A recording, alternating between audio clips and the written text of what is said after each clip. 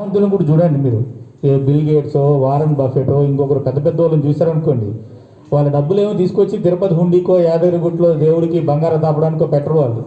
వాళ్ళు ఏం చేస్తున్నారు? ఈరోజు వ్యాక్సిన్స్ ఫ్రీగా వస్తున్నాయి అన్నారు కదా. ఎలా వస్తున్నాయి? బిల్ గేట్స్ వాళ్ళు మెలిండా ఫౌండేషన్ పెట్టి, బిల్ అండ్ మెలిండా ఫౌండేషన్ పెట్టి కొన్ని వేల లక్షల కోట్ల రూపాయలు ఆ ఫౌండేషన్కి ఇచ్చి వాళ్ళ ద్వారా ప్రపంచంలో ఉన్న అనేక దేశాల్లో వ్యాక్సిన్లు కానివ్వండి, మందులు కానివ్వండి, లేదా ఆహారం కానీ అందిస్తూ ఉన్నారు. అదేవిధంగా మిగిలిన వాళ్ళు కూడా పెద్ద పెద్ద డబ్బులు సంపాదించిన ప్రతి ఒక్కరు కూడా అక్కడ ఏం చేస్తున్నారు?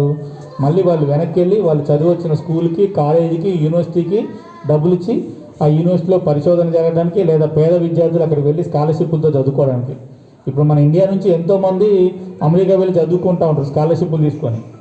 ఎవరు ఇచ్చారు మరి స్కాలర్షిప్లు ఎవరు ఇచ్చారంటే కేవలం మనం వెళ్తే అక్కడ స్కాలర్షిప్ వచ్చిందంటే అక్కడ ఉన్నవాళ్ళు ఆ యూనివర్సిటీకి లేదా స్కూల్కి చేసిన డొనేషన్ల వల్ల.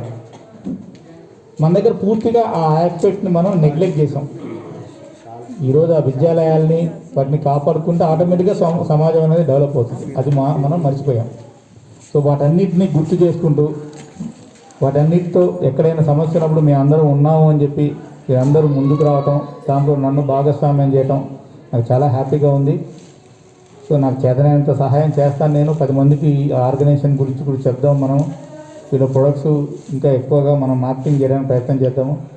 ఈరోజు కూడా మన దగ్గర సివిల్ సర్వీసు లేదా కాంపిటేటివ్ ఎగ్జామ్స్ సంబంధించి దాదాపు తెలంగాణ, ఆంధ్రప్రదేశ్లో కలిపి ఒక 2500 మంది ఆస్పిరెంట్స్ మన దగ్గర ఉన్నారు, విద్యార్థులు. వాళ్ళందరికీ మనం గైడెన్స్ ఇస్తున్నాం. దాంట్లో వాళ్ళందరికీ కూడా మనం ఈ సంస్థ గురించి పరిచయం చేద్దాము. వాళ్ళకి సంబంధించిన ఉత్పత్తులు కూడా వాళ్ళు ఏమైనా కావాలంటే ఎక్కడి నుంచి తీసుకోమని చెప్దాము.